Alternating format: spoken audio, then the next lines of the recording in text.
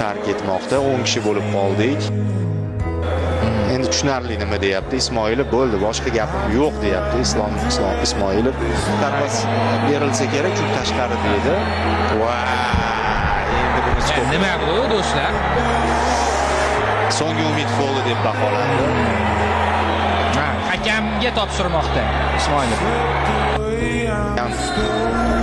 Penalti! Shamariz.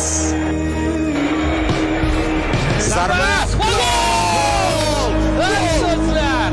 Bir gol O'zbekiston oldinda.